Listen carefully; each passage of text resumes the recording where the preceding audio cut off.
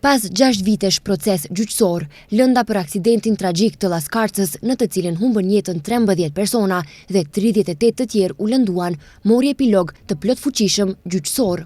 Gjykata e Apelit sot shpalli aktgjykimin në të cilin u pranua ankesa e prokurorisë dhe u arriti dënimin disa prej të dënuarve në shkallë të parë.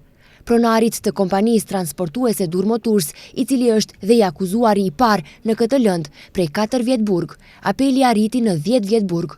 Me 10 vjet burg u dënua edhe i akuzuari i dytë, Remzi Miftari, përgjegjës i transportit në kompani, i cili në shkallë të parë ishte dënuar me 6 vjet. Udhëheqësit teknik AMZ Gostivar, i cili ishte i akuzuari i tretë, Igor Gjorgjevski, por edhe kontrollorit si i akuzuari i katërt, Goran Dukovski.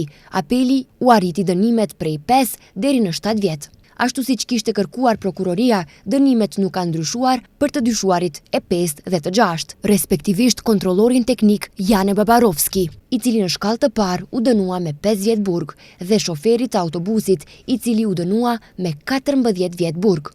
Vendimi është i plotfuqishëm, ndërsa të dënuarit duhet të dërgohen në burg për vuajtje të dënimit. Të dënuarit kanë mundësi që në Gjykatën Supreme të dorëzojnë kërkesë përmjet të posaçëm juridik. Sipas aktgjykimit, autobusi i cili u aksidentua më 13 shkurt të vitit 2019 ka qenë teknikisht i parregullt, ndërsa të gjithë të akuzuarit nuk i kanë respektuar detyrimet ligjore për sigurinë e udhëtarëve.